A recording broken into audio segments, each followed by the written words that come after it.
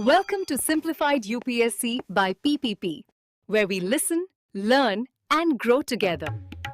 Simplified UPSC by PPP में स्वागत है।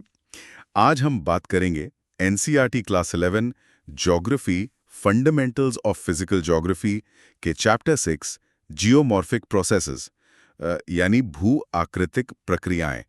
ये चैप्टर ज्योग्राफी की जड़ है, आप कह सकते हैं, और यूपीएससी प्रीलिम्स और मेंस दोनों के लिए बहुत ही महत्वपूर्ण है। बिल्कुल। असल में ये चैप्टर हमें समझाता है कि ये जो पृथ्वी की सतह है जिस पर हम रहते हैं वो स्थिर नहीं है, ये लगातार बदलती रहती है। तो हम जानेंगे कि कौन सी ताकतें पृथ्वी के अंदर से और कौन सी बाहर से काम करती हैं और कैसे ये मिलकर हमारे पहाड़, घाटियां, मैदान मतलब सब कुछ बनाती हैं। हमारा फोकस रहेगा कोर कंसेप्ट्स, की टर्मिनोलॉजी और हाँ, यूपीएससी रेलेवेंस पर। राइट। तो हमारा मिशन है इस चैप्टर के जो एसेंशियल कॉन्सेप्ट्स हैं उनको ठीक से समझना और सिलेबस के दूसरे पार्ट्स जैसे डिजास्टर मैनेजमेंट, एनवायरनमेंट, एग्रीकल्चर, इनसे इसके लिंक्स देखना और इसे यूपीएससी के एनालिटिकल क्वेश्चंस के नजरिए से परखना। तो चलिए पृथ्वी की सतह को आकार देने वाली इन प्रक्रियाओं की गहराई में उतरते हैं। सबसे पहले ये समझते हैं कि ये जियोमॉर्फिक प्रोसेसेस आखिर हैं क्या। बेसिकली ये वो फिजिकल और केमिकल प्रोसेसेस हैं जो पृथ्वी के सरफेस मटेरियल्स को, आप कह सकते हैं, शेप और ट्रांसफॉर्म करती हैं। इन्हें हम मोटे तौर पर दो कैटेगरीज में बांटते हैं। एंडोजेनिक मतलब अंतर्जनित, जो पृथ्वी के अंदर से शुरू होती हैं। हाँ, अंदर से। और एक्सोजेनिक यानी बहिर्जनिक, जो पृथ्वी की सतह पर काम करती हैं। और यहीं से एक तरह का फंडामेंटल कॉन्फ्लिक्ट शुरू होता है जो पृथ्वी के धरातल को बनाता है। इसे समझने के लिए एक मेन स्टाइल सवाल सोच सकते हैं, है ना? जैसे पृथ्वी की सतह अंतर्जनित और बहिर्जनिक प्रक्रियाओं के बीच एक निरंतर संघर्ष का परिणाम है। विश्लेषण करें कि ये दो विपरीत शक्तियां पृथ्वी के धरातल पर विभिन्न स्थल रूपों यानी लैंड फॉर्म्स को बनाने के लिए कैसे परस्पर क्रिया करती हैं। ये सवाल कुछ 2018 मेंस GS1 के जैसा है, जो प्लेट टेक्टोनिक्स और लैंडफॉर्म एवोल्यूशन पर था। Excellent question. इसका एनालिसिस करें तो एंडोजेनिक फोर्सेस, इनकी एनर्जी कहां से आती है? पृथ्वी के अंदर की गर्मी से, मतलब इंटरनल हीट, जैसे रेडियो एक्टिविटी, रोटेशनल फ्रिक्शन, और वो जो प्राइमोर्डियल हीट है, पृथ्वी की उत्पत्ति से बची हुई गर्मी। ये फोर्सेस पृथ्वी की सतह पर अनइवननेस या रिलीफ पैदा करती हैं। इनके दो मेन मैनिफेस्टेशंस हैं, डायस्ट्रॉफिज्म और वोल्केनिज्म। हाँ, डायस्ट्रॉफिज्म मतलब धीमी गति वाले बड़े पैमाने के डिफॉर्मेशंस, जैसे ओरोजनी, पर्वत निर्माण। बिल्कुल, पर्वत निर्माण यानी माउंटेन बिल्डिंग, जिसमें इंटेंस फोल्डिंग और फॉल्टिंग होता है। और एपिरोजनी मतलब महाद्वीप निर्माण, जिसमें क्रस्ट का बड़ा हिस्सा ऊपर उठता है या वॉर्प होता है। और वोल्केनिज्म, उसमें पिघली हुई चट्टान मतलब मैग्मा का मूवमेंट और सतह पर लावा के रूप में इरप्शन शामिल है, जिससे वोल्केनोज बनते हैं और इंट्रूसिव फीचर्स भी। तो एंडोजेनिक फोर्सेस का मुख्य काम है रिलीफ बनाना, ऊंचा नीचा करना। बिल्कुल सही। और प्रीलिम्स के लिए यहाँ कुछ की फैक्ट्स जरूरी हो जाते हैं, जैसे एंडोजेनिक फोर्सेस की ड्राइविंग फोर्स क्या है? पृथ्वी की इंटरनल हीट, जो हमें जियोथर्मल ग्रेडियंट के रूप में दिखती है। हाँ। डायस्ट्रोफिज्म में ओरोजेनी, फोल्डिंग फॉल्टिंग, और एपेरोजेनी, अपलिफ्ट वॉर्पिंग आते हैं। वोल्केनिज्म से इंट्रूसिव फीचर्स बनते हैं, जैसे बैथोलिथ्स, लैकोलिथ्स, और एक्सट्रूसिव भी, जैसे लावा फ्लोज, वोल्केनोज। अब बात करते हैं इसकी विरोधी शक्ति की। हाँ, वो है एक्सोजेनिक फोर्सेस। इनकी एनर्जी का सोर्स प्राइमरीली सूर्य, जो क्लाइमेटिक प्रोसेसेस को चलाता है, और साथ ही जो टेक्टोनिक फैक्टर्स ने ढाल बनाए हैं उनसे भी। इन फोर्सेस का काम है एंडोजेनिक फोर्सेस द्वारा बनाई गई अनइवननेस को कम करना, मतलब धरातल को समतल करना या ग्रेडिंग करना। ये काम होता है वेदरिंग यानी चट्टानों के टूटने फूटने से, मास वेस्टिंग यानी ग्रेविटी के कारण मलबे के खिसकने से, इरोजन यानी घिसाव और परिवहन से, और डिपोजिशन यानी पदार्थों के जमाव से। तो ये एक तरह की कांस्टेंट रस्साकशी है ना? एंडोजेनिक फोर्सेस सतह को ऊपर उठाती हैं या डिफॉर्म करती हैं, और एक्सोजेनिक फोर्सेस उसे काट छाट कर समतल करने की कोशिश करती हैं। बिल्कुल। यहाँ स्ट्रेस का कॉन्सेप्ट भी इंपॉर्टेंट है। Force applied per unit area, जब ये स्ट्रेस चट्टान की स्ट्रेंथ से ज्यादा हो जाता है तो वो टूट जाती है या डिफॉर्म हो जाती है। शेयर स्ट्रेस जो टेंजेंशियल फोर्स है वो चट्टानों को तोड़ने और मास मूवमेंट के लिए खास तौर पर जिम्मेदार है। और यहीं पे GS3 डिजास्टर मैनेजमेंट का लिंक आता है।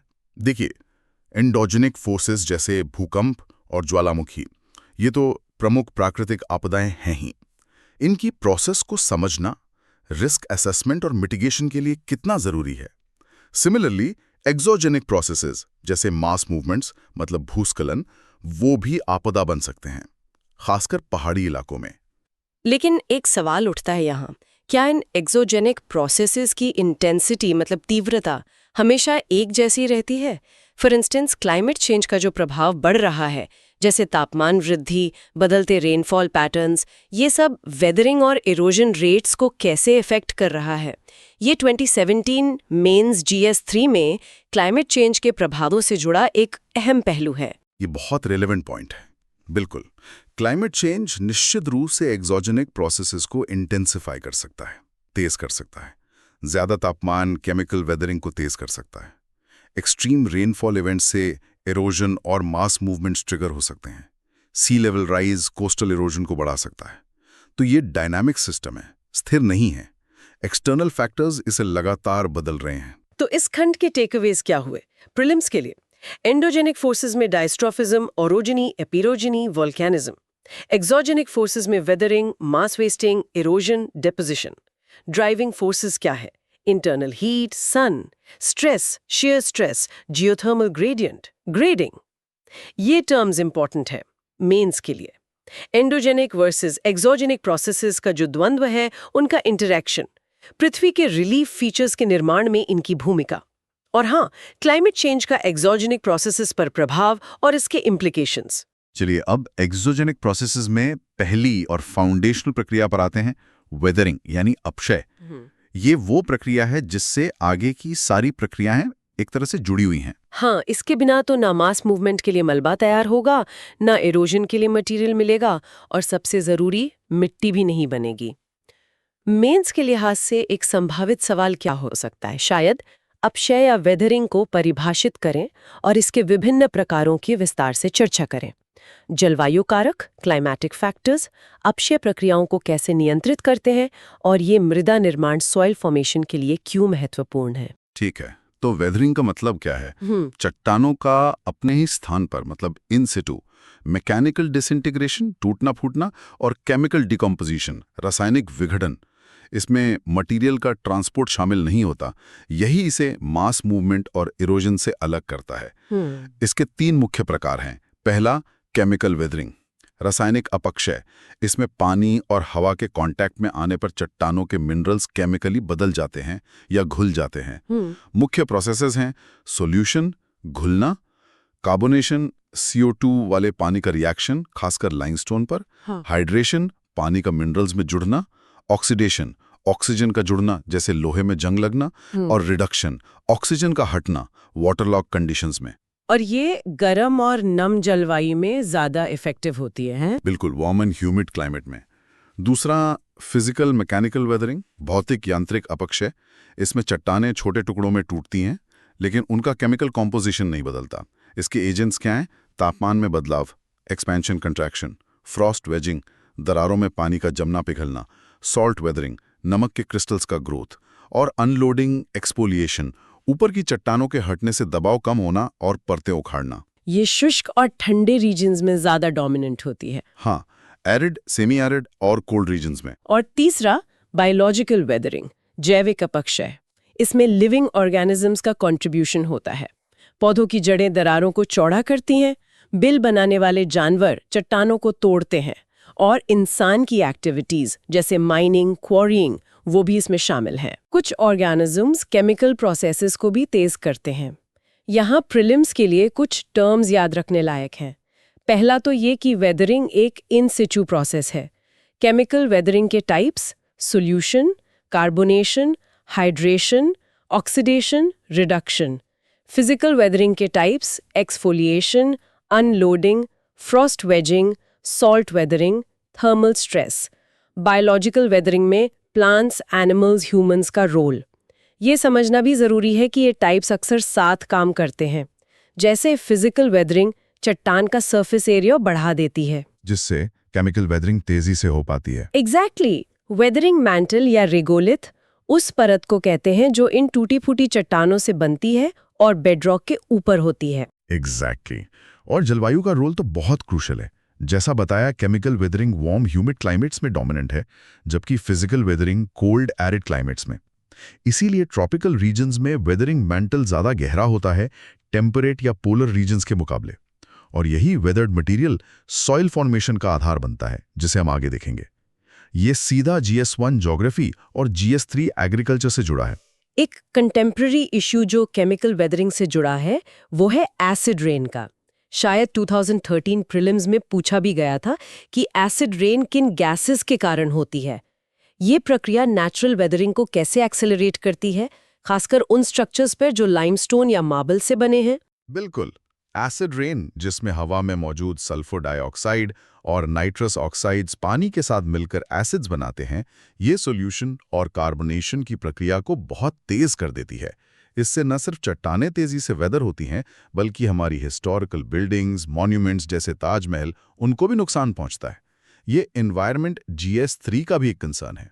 तो इस खंड के takeaways: prelims, weathering in situ, types chemical, physical, biological और उनके सब types, processes, carbonation, exfoliation, frost wedging वगैरह, weathering mantle, regolith, acid rain के components, sulphur dioxide, nitrous oxides, mains, weathering processes का विस्तृत विवरण, क्लाइमेट का वेदरिंग टाइप और रेट पर क्या प्रभाव है, सॉइल फॉर्मेशन में वेदरिंग का फाउंडेशनल रोल, और एसिड रेन जैसे एनवायरमेंटल इम्पैक्ट्स। वेदरिंग के बाद अगला लॉजिकल स्टेप क्या है?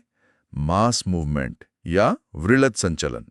वेदरिंग चट्टान को तोड़ता है और मास मूवमेंट उस टूटे हुए मलबे को ग्रेविटी के प्रभाव में नीचे लाता है। और ये अक्सर डिजास्टर मैनेजमेंट GS3 के कॉन्टेक्स्ट में रेलेवेंट हो जाता है।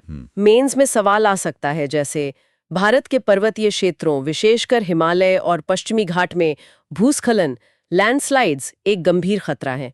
बृहद संचलन, मास मूवमेंट्स के विभिन्न प्रकारों और उनके ट्रिगरिंग फैक्टर्स की विवेचना करें। आपदा प्रबंधन में इनकी समझ कैसे सहायक है? ये शायद 2016 मेंस GS3 में लैंडस्लाइड वल्नरेबिलिटी पर पूछे गए सवाल से मिलता जुलता है। ठीक है, तो मास मूवमेंट का मतलब है रॉक, डेब्री या सॉइल का ग्रेविटी के डायरेक्ट पुल के कारण ढलान के नीचे खिसकना। इसमें किसी ट्रांसपोर्टिंग एजेंट जैसे बहता पानी, हवा, बर्फ की जरूरत नहीं होती। यही इसे इरोजन से अलग करता है। हाँ, पानी ल्यूब्रिकेशन में मदद कर सकता है। मास मूवमेंट स्लो हो सकते हैं, जैसे सॉइल क्रीप, मिट्टी का बहुत धीमा खिसकना, या सॉलिफ्लुक्शन जो परमाफ्रॉस्ट एरियाज में होता है। सैचुरेटेड सॉइल का बहना। हाँ, या फिर बहुत तेज और विनाशकारी भी हो सकते हैं, जैसे अर्थ फ्लो, पानी मिली मिट्टी का बहना, मड फ्लो और ज्यादा पानी के साथ तेज बहाव, जिसे वॉल्केनिक ऐश के साथ लहर भी कहते हैं, डेब्री एवलंच, बहुत तेजी से गिरता मलबा, और लैंडस्लाइड्स जिसमें मटेरियल एक इकाई के रूप में खिसकता है। प्रीलिम्स के लिए ये क्लासिफिकेशन जरूरी है। Slow movements, creep, solifluction versus rapid movements. Rapid में flows, earth flow, mud flow, lahar, slides, slump, debris slide, rock slide, और फॉल्स, रॉक फॉल। लैंडस्लाइड के टाइप समझना भी इंपॉर्टेंट है। स्लंप में मटेरियल बैकवर्ड रोटेशन के साथ खिसकता है। डेब्री स्लाइड, रॉक स्लाइड में बिना रोटेशन के फिसलते हैं। रॉक फॉल में चट्टानें सीधे नीचे गिरती हैं। इनके एक्टिवेटिंग कॉजेज भी पूछे जाते हैं। प्राकृतिक ढलान का स्टीप होना, नीचे से सपोर्ट हट जाना, नदी काट दे या इंसान हटा दे, ढलान पर लोड बढ़ जाना, बारिश से, बर्फ से, कंस्ट्रक्शन से, वेजिटेशन का हटना, जो मिट्टी को बांध कर रखती है। बिल्कुल, और अर्थक्वेक्स या एक्सप्लोजन से ग्राउंड शेकिंग। भारत में हिमालयाज अपनी यंग जियोलॉजी, स्टीप स्लोप्स और सिस्मिक एक्टिविटी के कारण, और वेस्टर्न घाट्स अपनी स्टीप एस्कार्पमेंट्स और हेवी मॉनसून रेनफॉल के कारण लैंडस्लाइड्स के लिए हाईली वल्नरेबल हैं। इनकी अंडरस्टैंडिंग डिजास्टर मैनेजमेंट के लिए क्रूशियल है। Vulnerability mapping, zonation, early warning systems और मिटिगेशन मेजर्स जैसे afforestation, retaining walls, proper drainage, ये सब प्लान करने के लिए। इंफ्रास्ट्रक्चर प्रोजेक्ट्स GS3 प्लान करते समय भी इन हैजर्ड्स को कंसिडर करना बहुत जरूरी है। लेकिन यहाँ मानवीय हस्तक्षेप का रोल भी तो बढ़ रहा है ना? क्या अवैज्ञानिक तरीके से सड़क निर्माण, माइनिंग, डिफॉरेस्टेशन जैसी एक्टिविटीज इन मास मूवमेंट्स की फ्रीक्वेंसी और इंटेंसिटी को नहीं बढ़ा रही? ये ह्यूमन एनवायरनमेंट इंटरैक्शन का एक क्रिटिकल एस्पेक्ट है जो GS3 एनवायरनमेंट में भी रेलेवेंट है। एब्सोल्युटली। ह्यूमन एक्टिविटीज अक्सर नेचुरल स्लोप्स को डिस्टेबलाइज करती हैं। सड़कों के लिए कटिंग करना, बिल्डिंग्स बनाना या जंगल काटना, ये सब स्लोप स्टेबिलिटी को कम करके लैंडस्लाइड रिस्क को बढ़ाते हैं। ये दिखाता है कि जियोमॉर्फिक प्रोसेसेस सिर्फ नेचुरल नहीं है, ह्यूमन एक्शंस भी इन्हें सिग्निफिकेंटली इन्फ्लुएंस कर सकते हैं। तो इस खंड के takeaways prelims: mass movement, gravity driven, no transport agent needed, activating causes, natural and human induced, types, slow, creep, solifluction, rapid, flows, earth flow, mud flow, lahar, slides, slump, debris slide, rock slide, falls, rock fall, avalanche. Vulnerable areas in India: Himalayas, Western Ghats. Mains: mass movement के प्रकार, कारण, triggers और प्रक्रियाएं। भारत के संदर्भ में landslide vulnerability, disaster management strategies में इसकी रेलेवेंस, ह्यूमन एक्टिविटीज का बढ़ता प्रभाव। अब आते हैं उन प्रोसेसेस पर जो लैंडस्केप को एक्टिवली स्कल्प्ट करती हैं: इरोजन और डिपोजिशन। वेदरिंग और मास मूवमेंट मटेरियल तैयार करते हैं और इरोजन एजेंट्स उसे ट्रांसपोर्ट करते हैं और कहीं और डिपॉजिट कर देते हैं। और यहीं से बनते हैं इतने विविध प्रकार के स्थल रूप यानी लैंडफॉर्म्स। यूपीएससी मेंस में अक्सर डिफरेंट एजेंट्स द्वारा बनाए गए लैंडफॉर्म्स की तुलना पूछी जाती है। जैसे एक सवाल हो सकता है, बहता जल रनिंग वाटर और हिमनद ग्लेशियर्स पृथ्वी की सतह को आकार देने वाले दो प्रमुख बहिर्जनिक कारक हैं। इनके द्वारा निर्मित प्रमुख अपर्दनात्मक इरोजनल और निक्षेपनात्मक डिपोजिशनल स्थल रूपों की तुलना करें और उनमें अंतर स्पष्ट करें। ठीक है। इरोशन का मतलब है जियोमॉर्फिक एजेंट्स द्वारा वेदर्ड मटेरियल का एक्विजिशन, मतलब उठाना, और ट्रांसपोर्टेशन, मतलब ले जाना। ये एजेंट्स कौन हैं? रनिंग वाटर नदी, ग्राउंड वाटर भूमिगत जल, ग्लेशियर्स हिमनद, विंड पवन और वेव्स समुद्री तरंगें। ये एजेंट्स अपनी काइनेटिक एनर्जी का इस्तेमाल करके मटेरियल को तोड़ते भी हैं, जैसे अब्रेशन, और ट्रांसपोर्ट भी करते हैं। डिपोजिशन कब होता है? जब एजेंट की एनर्जी कम हो जाती है और वो ट्रांसपोर्ट किए जा रहे मटेरियल को जमा कर देता है। चलिए हर एजेंट के कुछ की लैंडफॉर्म्स देखते हैं। पहला, रनिंग वाटर फ्लूवियल प्रोसेसेस। ये ह्यूमिड रीजन्स में सबसे डोमिनेंट एजेंट है, पर एरिड रीजन्स में भी इंपॉर्टेंट है। Erosional valleys, V shaped, gorges, canyons, potholes, नदी तल में गड्ढे, waterfalls, river terraces. Example, grand canyon USA Colorado river ने बनाया। डिपोजिशनल एल्यूवियल फैंस पहाड़ों के बेस पर, डेल्टाज नदी के मुहाने पर, फ्लड प्लेन्स बाढ़ के मैदान, नेचुरल लेवीज नदी किनारे ऊंचे तटबंध, मियांडर्स नदी के घुमावदार रास्ते, ऑक्सबो लेक्स कटे हुए मियांडर्स। Example, Ganga Brahmaputra delta. हाँ, और प्रीलिम्स फैक्ट: नदी की युवा अवस्था में वर्टिकल इरोजन ज्यादा होती है, जिससे वी शेप्ड वैलीज, गॉर्जेस बनते हैं।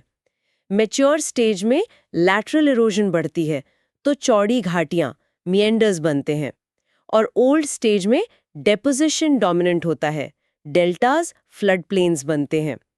ऑल्यूवियल फैंस एरिड और सेमी एरिड रीजन्स में बनते हैं, डेल्टाज नदी के मुहाने पर। दूसरा एजेंट, ग्लेशियर्स ग्लेशियल प्रोसेसेस। धीमी गति से बहती हुई बर्फ की विशाल नदियां। Erosional cirque, armchair shaped hollow, horns, pyramidal peaks, aretes, sharp ledges between cirques, U-shaped valleys, hanging valleys. Example, Matterhorn, Swiss Alps, एक क्लासिक हॉर्न है।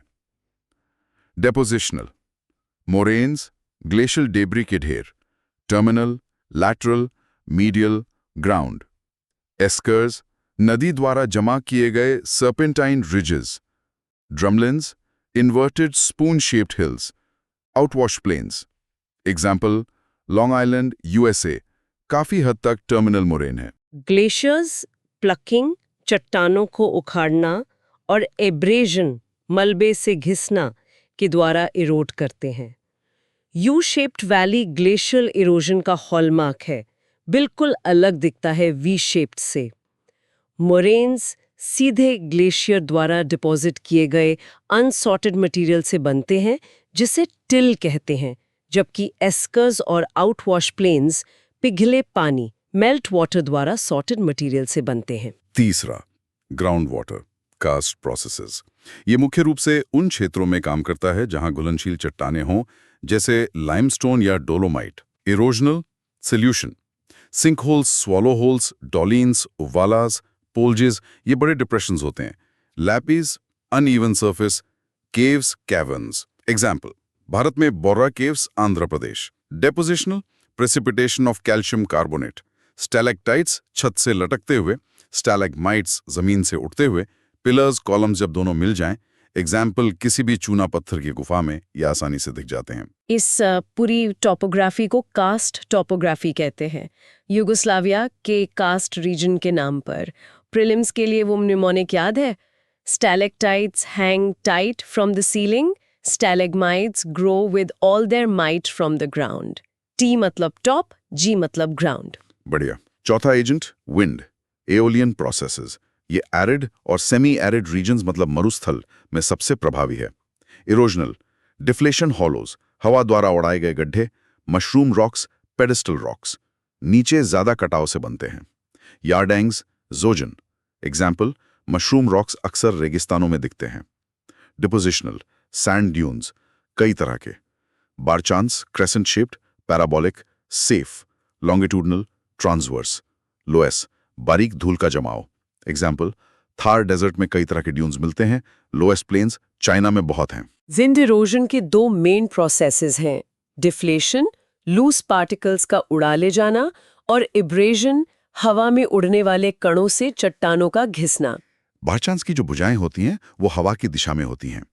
लोएस्ट मिट्टी बहुत उपजाऊ हो सकती है। और पांचवा एजेंट, वेव्स, कोस्टल प्रोसेसेस, समुद्र तटों पर काम करती हैं। Erosional, cliffs, wave cut platforms, terraces, sea caves, sea arches, sea stacks. Example, cliffs of Moher, Ireland बहुत फेमस हैं। डिपोजिशनल, बीचेस, ड्यून्स, कोस्टल वाले, bars, offshore bay, spits, beach ridge जो पानी में आगे बढ़ता है, टॉम्बलोज, बार जो आइलैंड को मेनलैंड से जोड़ता है, लगून्स, बार द्वारा घिरा हुआ पानी। एग्जाम्पल, मरीना बीच, चेन्नई, चिलिका लेक, ओडिशा एक लगून है। वेव्स इरोड कैसे करती हैं? हाइड्रोलिक एक्शन से, इब्रेशन से और सॉल्यूशन से। लॉन्ग शोर ड्रिफ्ट सेडिमेंट को तट के समानांतर ट्रांसपोर्ट करता है, जिससे स्पिट्स और बार्स बनते हैं। इन सभी स्थल रूपों का इकोनॉमिक और एनवायरमेंटल सिग्निफिकेंस है। Flood plains, fertile agricultural land, GS3 agri. Coastal features, tourism और पोर्ट डेवलपमेंट के लिए important, GS3 eco. Glacial valleys, hydro power potential रखती हैं, GS3 एनर्जी, जैसा 2013 मेंस में रन ऑफ रिवर प्रोजेक्ट्स के कॉन्टेक्स्ट में पूछा गया था।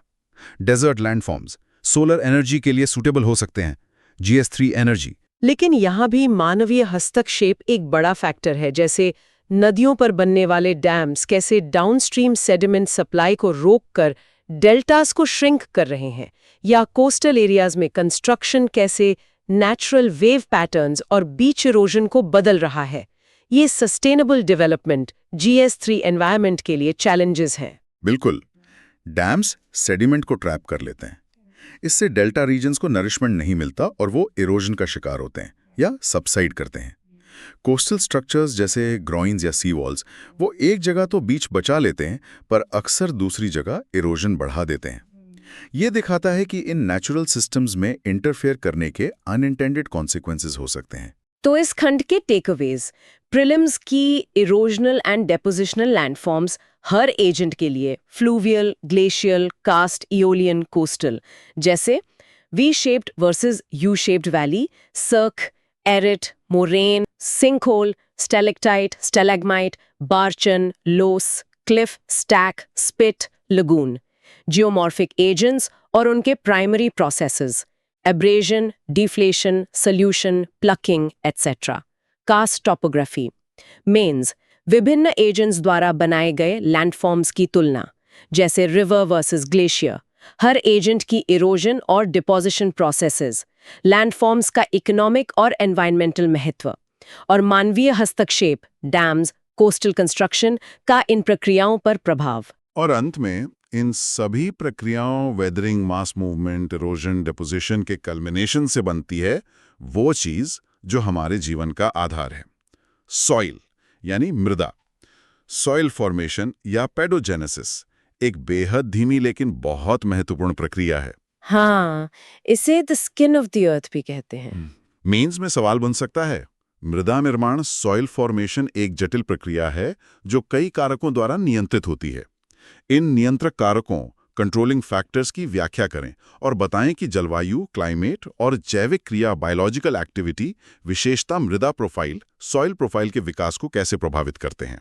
ये 2019 मेंस GS1 में सॉइल इरोजन के कारणों से रिलेटेड सवाल से जुड़ता है। राइट, तो सॉइल है क्या? ये वेदर्ड रॉक, मटेरियल, रेगुलिथ और ऑर्गेनिक मैटर, ह्यूमस का मिक्सचर है जिसमें पानी और हवा भी होती है और जो पौधों को सपोर्ट कर सकती है। इसके बनने को 5 मुख्य फैक्टर्स कंट्रोल करते हैं। इन्हें क्लॉर्फ्ट एक्रोनिम से याद रख सकते हैं। सी, क्लाइमेट, जलवायु, ये सबसे इंपॉर्टेंट एक्टिव फैक्टर है। प्रेसिपिटेशन, वर्षा, केमिकल और बायोलॉजिकल एक्टिविटी के लिए पानी देती है, लीचिंग को कंट्रोल करती है। टेम्परेचर, केमिकल रिएक्शन रेट्स और बायोलॉजिकल एक्टिविटी को इन्फ्लुएंस करता है। ओ, ऑर्गेनिजम्स, जैविक क्रिया, इसमें vegetation, animals, micro organisms, humans सब आते हैं। प्लांट्स ह्यूमस ऐड करते हैं, न्यूट्रिएंट साइकिल करते हैं। माइक्रो ऑर्गेनिजम्स डिकम्पोजिशन करते हैं। बरोइंग एनिमल्स मिक्सिंग करते हैं। आर, रिलीफ, टोपोग्राफी, स्थलाकृति, स्लोप एंगल और एस्पेक्ट सॉइल की थिकनेस और ड्रेनेज को अफेक्ट करते हैं। स्टीप स्लोप्स पर पतली मिट्टी, जेंटल स्लोप्स या फ्लैट एरियाज पर मोटी मिट्टी डेवलप होती है। पी, पेरेंट मटेरियल, जनक सामग्री, ये वो रॉक है जिससे सॉइल बनी। रेजिडुअल सॉइल या वो मटेरियल जो कहीं और से आकर डिपॉजिट हुआ है। ट्रांसपोर्टेड सॉइल जैसे alluvial soil. Parent material soil के mineral composition, texture, sand silt clay ratio और केमिस्ट्री को इन्फ्लुएंस करता है। टी-सील, टाइम, सॉइल को मैच्योर होने में, डिस्टिंक्ट लेयर्स, होराइजन्स डेवलप करने में बहुत लंबा समय लगता है, सदियां या हजारों साल। यंग सॉइल्स में पेरेंट मटेरियल का इन्फ्लुएंस ज़्यादा होता है, मैच्योर सॉइल्स में क्लाइमेट और वेजिटेशन का। प्रीलिम्स के लिए 5 फैक्टर्स क्लोरपा रो और बहुत इंपॉर्टेंट है। पेडोलॉजी सॉइल साइंस है, पेडोजेनेसिस सॉइल फॉर्मेशन प्रोसेस है। क्लाइमेट के इन्फ्लुएंस में कुछ स्पेसिफिक प्रोसेसेस आती हैं। एल्यूविएशन, ऊपरी होराइजन से क्ले मिनरल्स का पानी के साथ नीचे जाना, और इल्यूविएशन, उनका निचले होराइजन में जमा होना। वेट क्लाइमेट्स में डिसिलिकेशन, सिलिका का घुलकर बह जाना हो सकता है जिससे आयन एल्यूमिनियम ऑक्साइड्स बच जाते हैं, लेटराइजेशन। ड्राई क्लाइमेट्स में इवेपोरेशन ज़्यादा होने से कैपिलरी एक्शन द्वारा लवण, सॉल्ट्स ऊपर आकर जम सकते हैं जिससे हार्ड पैन्स बनते हैं। ह्यूमस डीकम्पोज्ड ऑर्गेनिक मैटर है जो सॉइल फर्टिलिटी और स्ट्रक्चर के लिए क्रूशल है। सॉइल का महत्व तो ऑब्वियस है। Agriculture GS3, food security, ecosystem functioning, water filtration, सब सॉइल पे डिपेंडेंट है। लेकिन सॉइल एरोजन एक बहुत बड़ी ग्लोबल प्रॉब्लम है जो natural processes, wind, water halogen के साथ साथ ह्यूमन एक्टिविटीज जैसे डिफॉरेस्टेशन, ओवरग्रेजिंग और अनसस्टेनेबल एग्रीकल्चरल प्रैक्टिसेस से बढ़ जाती है। ये सीधा एनवायरनमेंट GS3 और एग्रीकल्चर से जुड़ा मुद्दा है। और आज के कॉन्टेक्स्ट में इंटेंसिव एग्रीकल्चर, जिसमें केमिकल फर्टिलाइजर्स और पेस्टिसाइड्स का भारी इस्तेमाल होता है, वो सॉइल हेल्थ को लॉन्ग टर्म में कैसे अफेक्ट कर रहा है? क्या हम शॉर्ट टर्म यील्ड के लिए लॉन्ग टर्म सस्टेनेबिलिटी को कॉम्प्रोमाइज कर रहे हैं? ये क्रिटिकल कंसर्न है। बिल्कुल। केमिकल फर्टिलाइजर्स भले ही इमीडिएट न्यूट्रिएंट्स दें, पर वो सॉइल के नेचुरल माइक्रोबियल लाइफ को नुकसान पहुंचा सकते हैं, सॉइल स्ट्रक्चर को डिग्रेड कर सकते हैं और वाटर बॉडीज को पोल्यूट कर सकते हैं। इंटेंसिव मोनोकल्चर सॉइल न्यूट्रिएंट्स को डिप्लीट करता है। सस्टेनेबल एग्रीकल्चर प्रैक्टिसेस जैसे organic farming, crop rotation, integrated nutrient management, ये सब सॉइल हेल्थ को बनाए रखने के लिए बहुत जरूरी हैं। तो इस अंतिम खंड के takeaways: prelims, paedogenesis, soil formation 5, Soil forming factors, CLORP, climate organisms, relief, parent material time. Soil profile horizons, OAEBCR. Humus. Key processes, elevation, laterization, calcification, hard pen formation. Mains, soil formation process और controlling factors की detailed explanation. Climate और biological activity का profile development में crucial role. Soil का महत्व agriculture और environment के लिए. Soil erosion और degradation जैसे खतरे, खासकर human activities, intensive agriculture के कारण. Sustainable soil management की ज़रूरत. तो हमने देखा कि पृथ्वी का तरातलिंग डायनामिक स्टेज है जहां एंडोजेनिक फोर्सेस लगातार रिलीफ क्रिएट करती हैं और exogenic forces weathering, mass movement, erosion, deposition उसे मॉडिफाई और ग्रेड करती हैं। ये प्रोसेसेस मिलकर हमारे चारों ओर के लैंडस्केप्स बनाती हैं और जीवन के लिए एसेंशियल रिसोर्स सॉइल का निर्माण करती हैं। यूपीएससी पर्सपेक्टिव से देखें तो इन प्रोसेसेस, उनके ड्राइविंग फैक्टर्स, उनसे बनने वाले लैंड फॉर्म्स और उनके इंटरकनेक्शंस को समझना फंडामेंटल है। ये कॉन्सेप्ट सिर्फ फिजिकल ज्योग्राफी तक सीमित नहीं है, बल्कि डिजास्टर मैनेजमेंट, एनवायरनमेंट, एग्रीकल्चर और इकोनॉमी से भी डीपली लिंक्ड है। प्रीलिम्स में स्पेसिफिक टर्म्स और लैंडफॉर्म्स पूछे जाते हैं, जबकि मेंस में एनालिटिकल अंडरस्टैंडिंग और इंटरलिंकेजेस पर फोकस रहता है। आज की गहरी पड़ताल यहीं समाप्त होती है। जाते जाते एक सवाल लिसनर्स के लिए छोड़ जाते हैं। जिस स्केल और स्पीड से ह्यूमन एक्टिविटीज पृथ्वी की सतह को बदल रही हैं, deforestation, mining, urbanisation, dam construction, क्या हम वाकई एक नए जियोलॉजिकल एपोक एंथ्रोपोसीन में जी रहे हैं, जहां इंसान ही डोमिनेंट जियोमॉर्फिक एजेंट बन गया है? सोचेगा इस पर। अगली बार फिर मिलेंगे एक और जरूरी विषय के गहन विश्लेषण के साथ। धन्यवाद। Thanks for watching. Follow us on Telegram and Instagram. Don't forget to like, share, and subscribe.